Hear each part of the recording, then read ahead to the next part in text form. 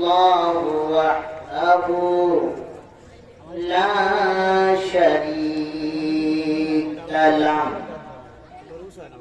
ونشهد أن سيدنا ومولانا محمدا عبده ورسوله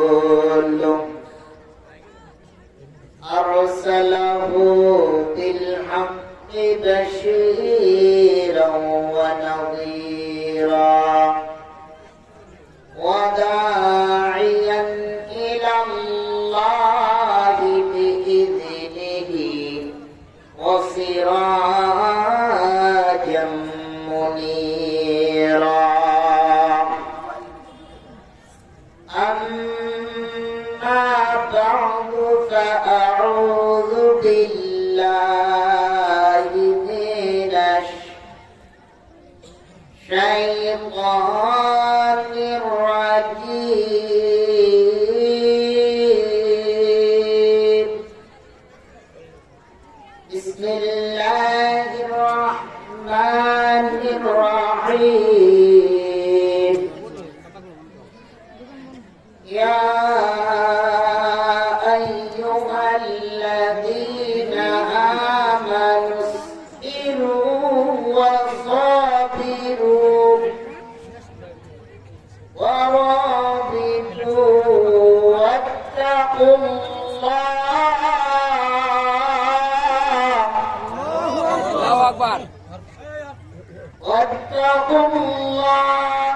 لعلكم تفلحون.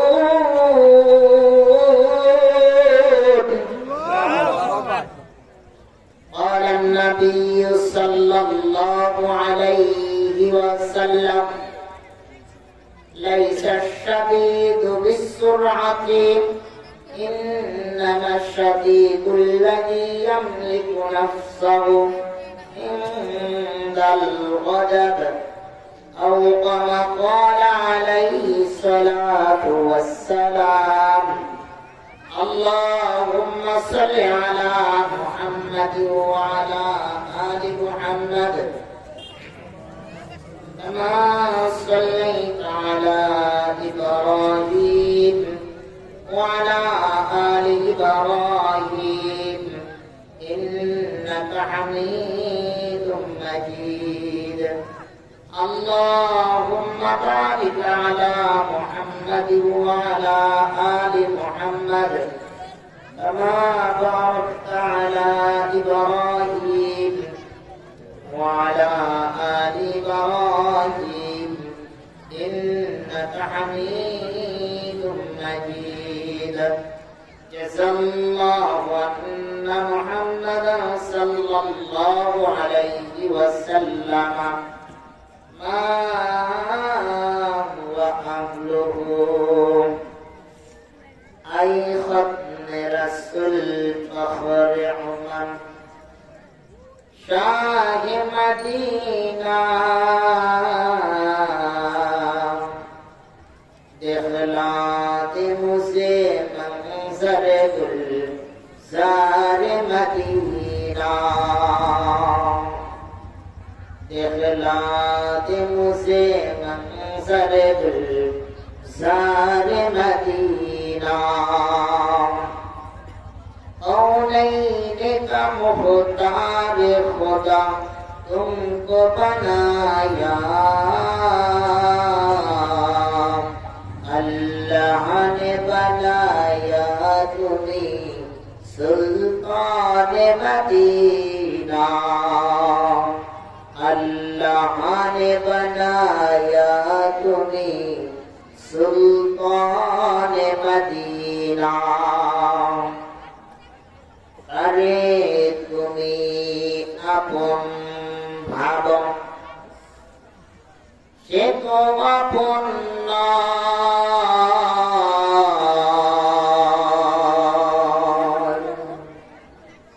আপন তোমার মা জননী অন্য কেহ নাই।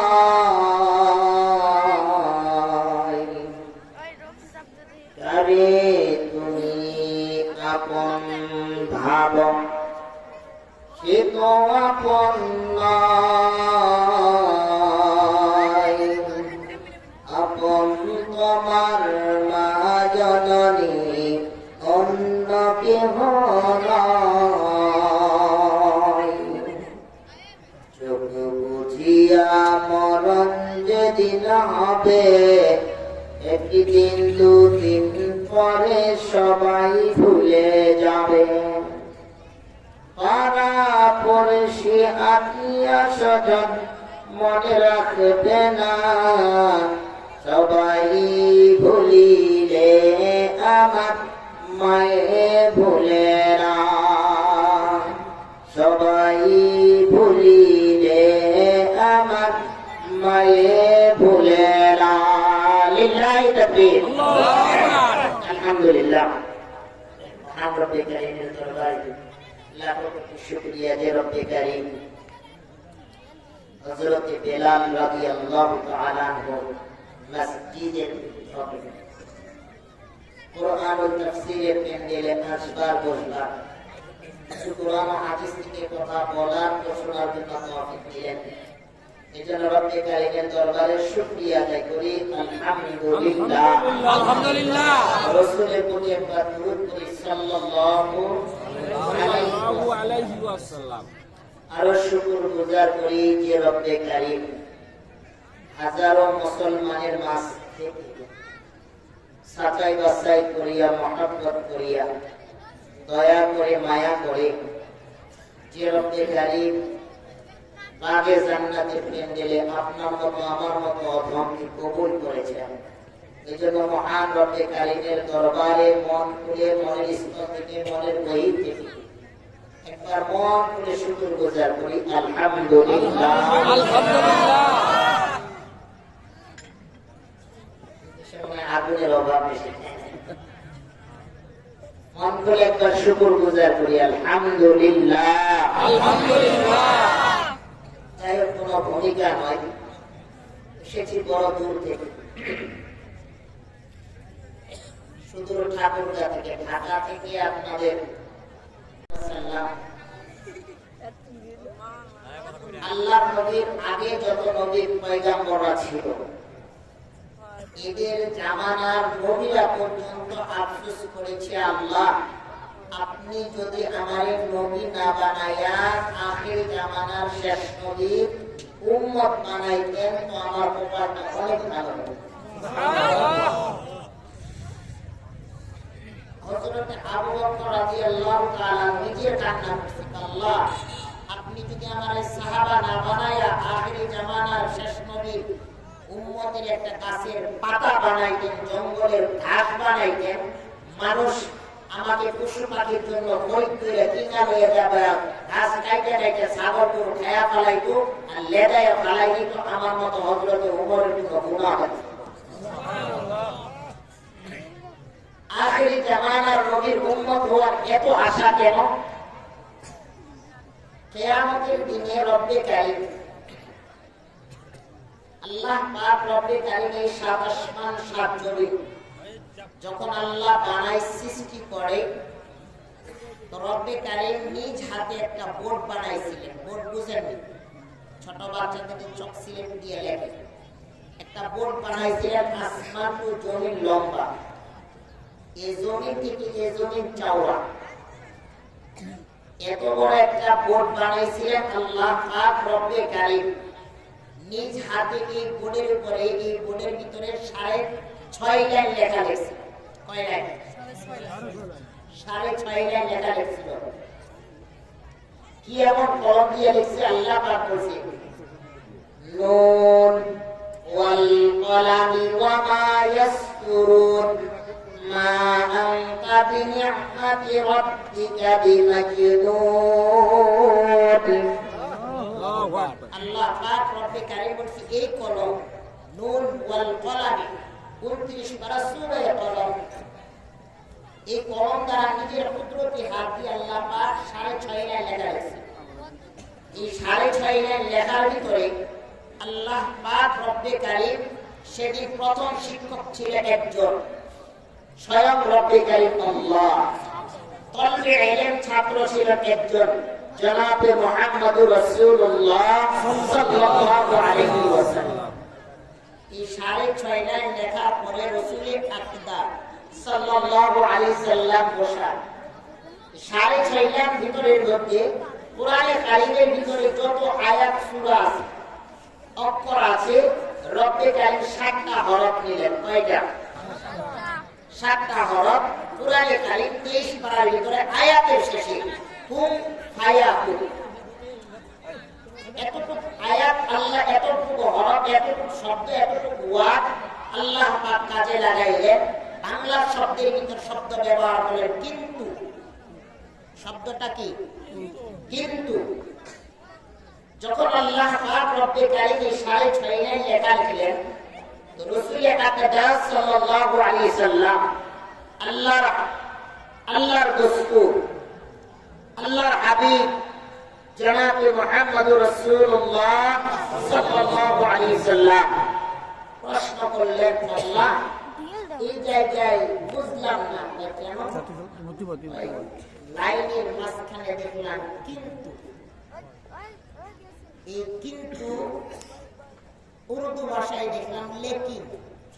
এটা দ্বারা আপনি কি বুঝাইতে চাইছেন আর কি ব্যাখ্যা করতে চাইলেন আমি একটু বুঝতে চাই। মুচকি হেসে দিয়া বললেন, তুমি কি বেশি জাননেওয়ালা নাকি? আমি আল্লাহ জানি। আল্লাহ নবী বললেন, আল্লাহ আমি তো জাননেওয়ালা না, আমি জানতে চাচ্ছি। আল্লাহ পাক বললেন, এই যে 7 আসমান 7টা জমিন বানাইলাম, এই সারা বিশ্বের খেলা, সারা বিশ্বের হিস্ট্রি, সারা বিশ্বের তাফসীর এই 7টা হরফের উপরে কেন্দ্রের উপরে সারা বিশ্ব করে। আর এই কেন্দ্রের ভিতরে 5টা জিনিস আমি লুকায়িত রাখলাম। যেমন মাদ্রাসার ছাত্র সরফে মিজান করে নুজহাতুল কারীর মধ্যে পড়ে হাইতে দাদা তুকি কুলতিস আওয়াল দো সানায়া হে চামাল আমর রুবাই হে দো দো। নুজহাতুল কারীর ভিতরে তরবি ইলম ছাত্ররা পড়ে। এই ছাত্রদেরকে বোঝা হয় সরফে মিজানের ভিতরে হরফে ইল্লাতের নামে কলম ওয়াই আলিফ ইয়া লুকায়িত 3টা হরফ আছে। এই 3টা হরফকে এক সময় ক্ষমতাবান আসলে এই 3টাকে অক্ষমতাকে ধাক্কায় ফেলাইতে হবে। এটা তো আমরা আম জনতা বুঝবো না, ঠিক না? রব্বে কারীমের কালামুল্লাহ শরীফের ভিতরে ইয়া আইয়ুহাল্লাযীনা আমানুসবিরু এখানে টার্গেট করে আল্লাহ পাক বলছে একবারে আমর সিগা। যারা নাহু সরফ করছে তারা বুঝতে পারবে।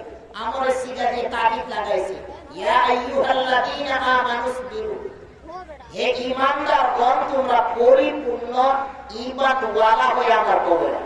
কাদেরকে তাকে করে বলে কাকে? আল্লাহ পাক বলছে ঈমানদার ঈমানওয়ালাদেরকে, কাফের মুশরিকদেরকে বলে নাই, ঠিক না? মুসলমানদেরকে বলছে।